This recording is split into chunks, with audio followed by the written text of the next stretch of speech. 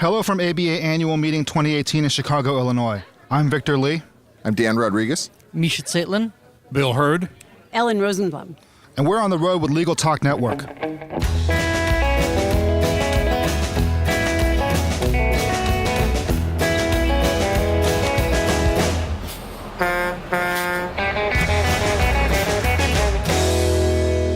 And we're back. Thank you so much for joining us on the road in the Windy City.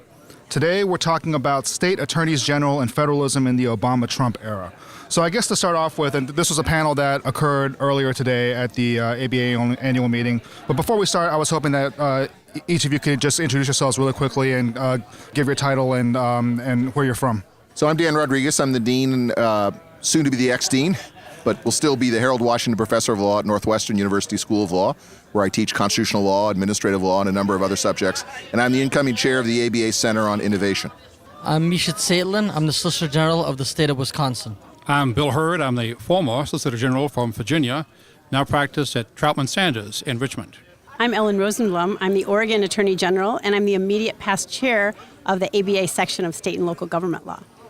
Great to have everyone here. Thank you for joining us. I know you guys have been running around like crazy today. So I guess just to start off with, I mean, the name of the session that you guys had this morning was State Attorneys General and Federalism in the Obama-Trump Era.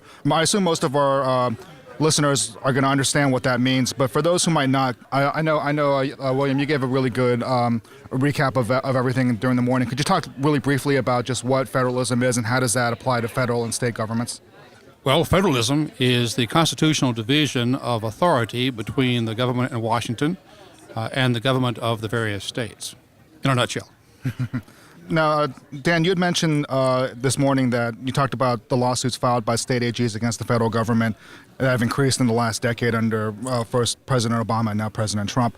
So could you talk a little about why that is? And obviously, if anyone else has anything to add, just please feel free to jump in once he's finished. Well, as we talked about before, as actually one of my co-panelists pointed out, if there's a playbook, emerged as a playbook, as it were, it's due in no small part, indeed in large part, to the efforts, the creative and largely successful efforts on the part of a group of attorneys general from the more conservative states. So let's call them red state AGs, who mobilized in a variety of ways, again, very successfully, under the period of the Obama administration to bring a very large number, relatively speaking, of multi-state lawsuits directed toward a number of efforts on the part of the Obama administration.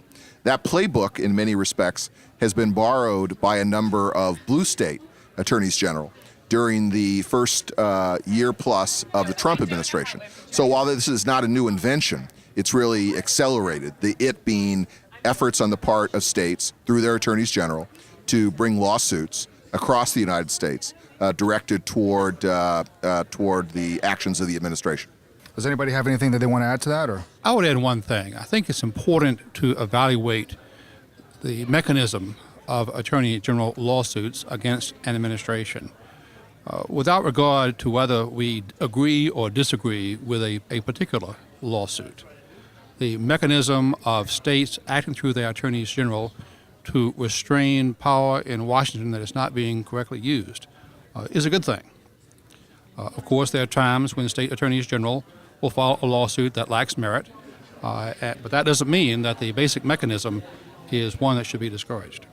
Well, one thing that I think was mentioned earlier this morning was that Congress has sort of, if not abdicated their responsibility just because of various inaction or political divides or rules of procedure or whatnot, they haven't been as efficient as they have been maybe in previous years, and that this has forced states to kind of step up and kind of check federal power. Is there a way that, like, let's say, the Senate decides to end the filibuster rule, as there's always talk about them doing that. Would that then reset things back to the way they were, or do you think that cat's out of the bag and that state attorneys general are going to keep filing lawsuits and keep functioning as a check on executive power? Well, it depends what kind of lawsuits you're talking about. During the Obama administration, a good number of the bigger lawsuits were brought to stop actions that the Obama administration had taken because they felt themselves frustrated because they couldn't get those same policies enacted to the legislature. If those policies are now being enacted by legislatures, those lawsuits, they wouldn't exist. There are other kinds of lawsuits that aren't based upon that dynamic, but will continue to be brought.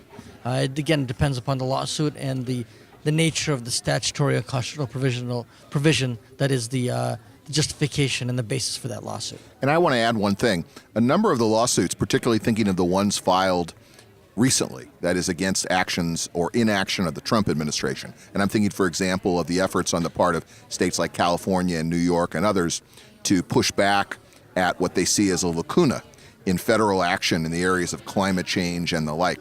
Those will not dissolve, even if, as you imagine, the Senate or House of Representatives starts enacting legislation, because the whole point of many of those lawsuits is about federalism, namely the prerogatives that the states believe that they have to go further than federal action, to go further than federal action because of their prerogatives under the 10th Amendment. Insofar as there are some states who are out there ahead of the federal government and perceive their authority to act in that particular way, that will not disappear regardless of what Congress does. But I would like to also add that, as you're aware, many of the actions that state attorneys general have been taking pertain to actions by federal agencies, rolling back rules, not implementing rules that were passed during the Obama era, and at least in many of our views, including my own, not following proper processes under the Administrative Procedures Act and such.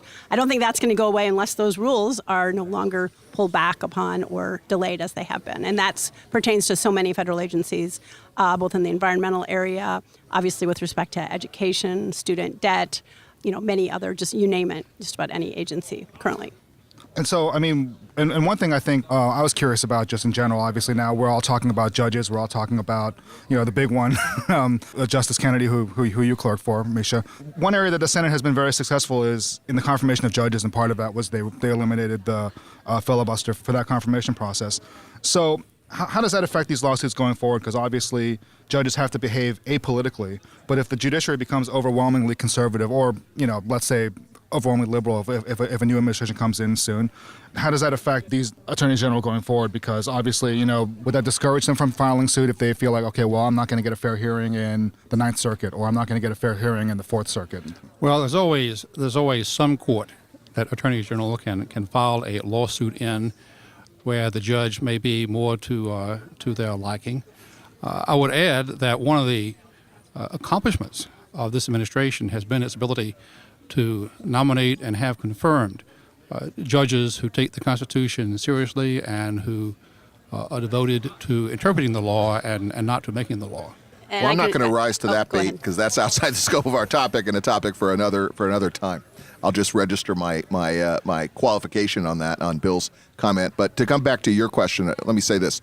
Whether it will discourage, let me make it more an assertion. I think it will not discourage these lawsuits. One point that was raised in our panel earlier is what state attorneys general are often doing is giving effect to the will of the people.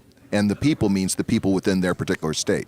So from that vantage point, if and insofar as they believe that they are representing their citizenry by bringing these lawsuits, even if they don't prevail in these lawsuits, I think those incentives to continue to bring these claims will continue.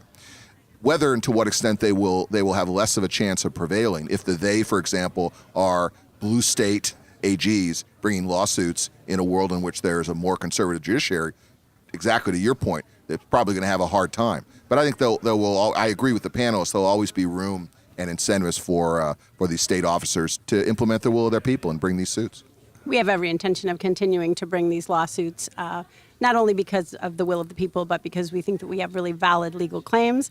And we have an excellent judiciary in this country. And true, it may become more conservative, but it also swings the other way, as it did during the 8 years of the Obama administration. We have judges on both sides. A lot of the judges who've ruled already in our cases were appointed not by Democrats, but by President Bush. Just to add to that, I think the lawsuits will be brought, but I wouldn't be surprised, especially if Justice Kavanaugh gets confirmed, if some of the arguments to support those lawsuits are framed in more originalist, textualist terms to appeal to the judiciary. And also, just like one caveat to what you said, the filibuster for lower court nominees was, of course, eliminated by Harry Reid and the Democrats in the last administration, not more recently. I didn't mean to imply that was a McConnell thing or that was a Republican. I mean, both parties are very skilled at playing the filibuster game when it suits them and railing against it when it doesn't suit them.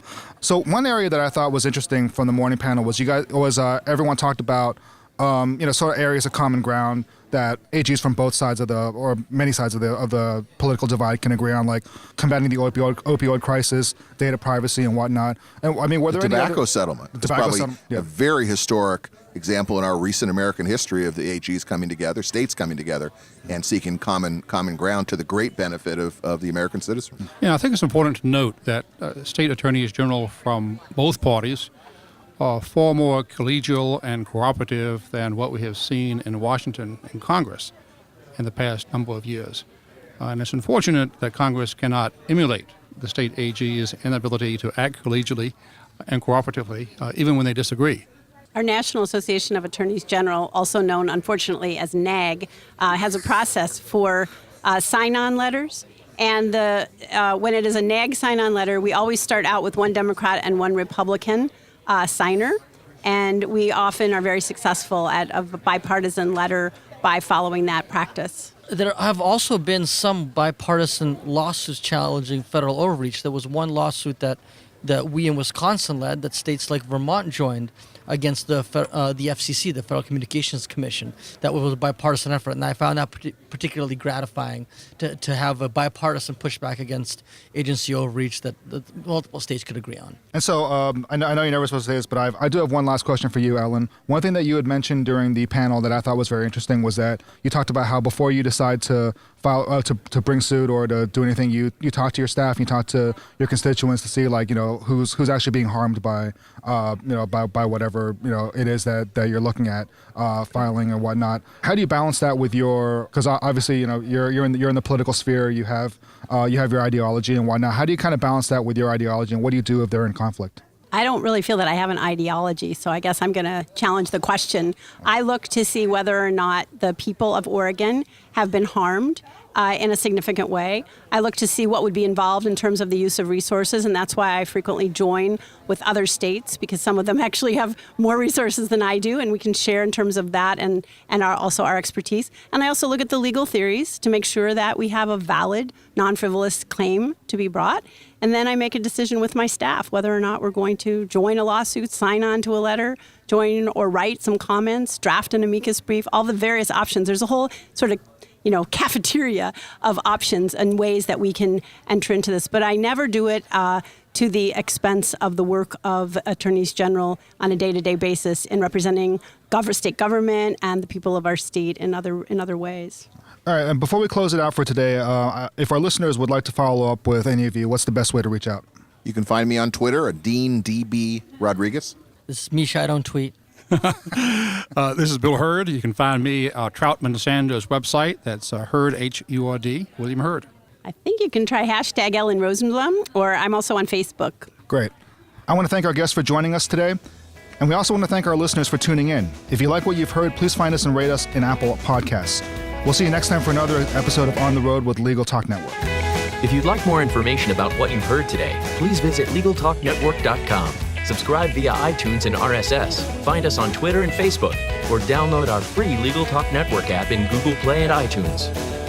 The views expressed by the participants of this program are their own and do not represent the views of, nor are they endorsed by, Legal Talk Network, its officers, directors, employees, agents, representatives, shareholders, and subsidiaries. None of the content should be considered legal advice. As always, consult a lawyer.